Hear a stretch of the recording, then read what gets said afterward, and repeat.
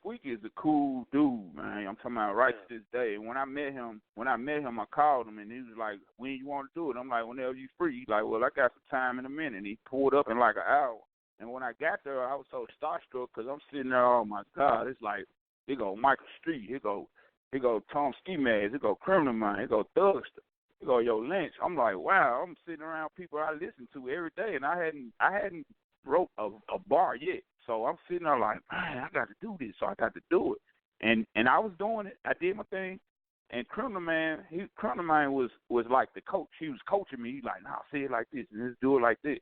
And from that recording session right there, I was like part of the family. You know what I'm saying? And so it was like, wow, I'm rolling with these guys. I got on some Criminal Mind song, Lil Grove. Shout out Lil Grove. Shout out Zerk. I helped write a lot of stuff too for a lot of people around. Not Crim or nobody like that, but just like people that was around, I helped write a lot. Yeah. So I mean, this is, you know what I'm saying, the beginning stages of what Criminal Man was doing too, wasn't it? And Project Play. Crim. Yeah, but see, it was like that. Crim was like about 5 or 6 songs deep, and they was already rocking the clubs and the skating ring and all that. And I was just trying to get to their level at that point, and I was just grateful that when I went over, our friendship just bonded like right there, and it was like we became inseparable.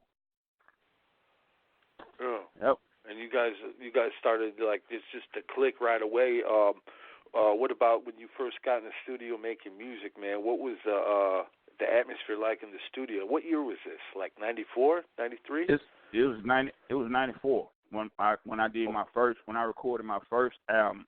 My first song was 94, and when I got to the studio, it was just like a professional vibe. Like Squeak was in there working. We got guys sitting over here writing, working on their music, and you know we did our thing. And you know I liked it, and I became really addicted to it from that first time from writing with Squeaky.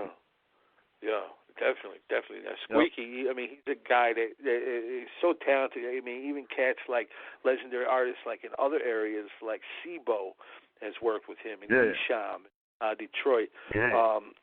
But this is the beginning stage. This is when Memphis is. Everybody's putting out tapes at this time. You had Al Capone, of course. You had, you know, what I'm saying 3-6 and everybody. Player Fly. Yeah. You know what I'm saying? Was there a lot of competition at that time, or was the vibe just more like everybody, let's just make music? You know what I'm saying? What was the atmosphere in Memphis like? Well, it was like when I first came out, it was like people wasn't, like if you mess with Squeaky, you wasn't allowed to mess with Paul. And you know, it was like I changed it. If you pay attention, they both produced my album together. Squeaky did 2 songs, Paul did 3. You know what I'm saying? So I was like one of the first artists to like how they work together on one project. You see what I'm saying? Yeah. And but it was competitive in that nature. 94, you said? Yeah, that was 94. Yeah, and that was unheard of at that time. It was unheard of. It was like borderline treason. People were looking at it like, man, you can't mess with him, man. I'm like, what you mean, bro? I'm paying these guys to work and do my thing. You know, I wasn't a part of any clique. I wasn't part of 3-6. I wasn't part of the family. We were just cool. Like, you know, I grew up a block away from Lord Infamous. Lord Infamous grew up on Victor Street off South Parkway. I grew up on Richmond Street off of Mississippi and South Parkway. You see what I'm saying? So we was always cool.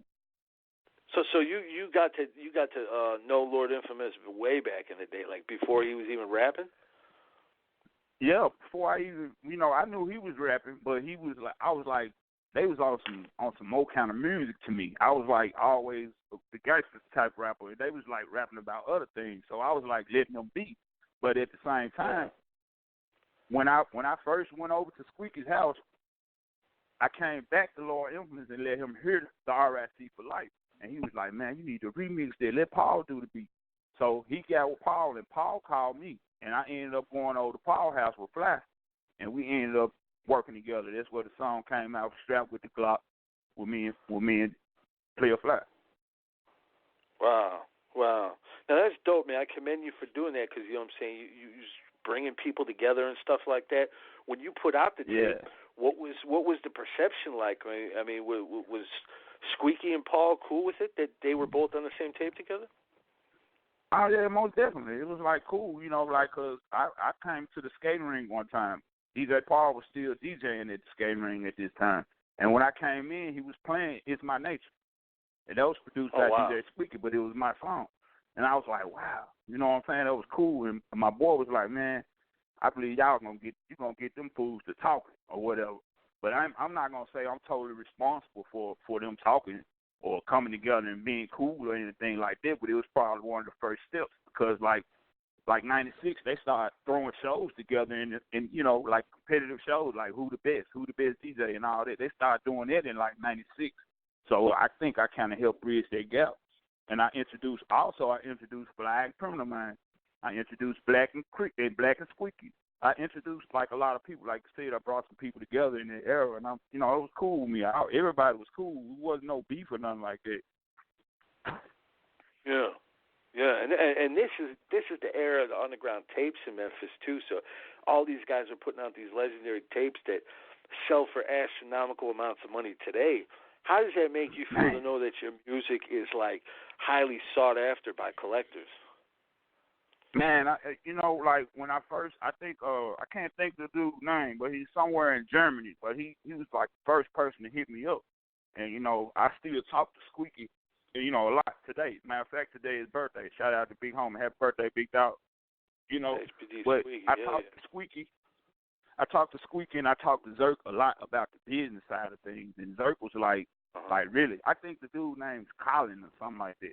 But Zerk was like, yeah, man, you need to go ahead and let those people get this and do that and get back on the grind of your older music too. I ain't saying not work on new music, you like, but you still got people that still clamoring for that old Lil Jyule. So you got to give them fans what they want, man.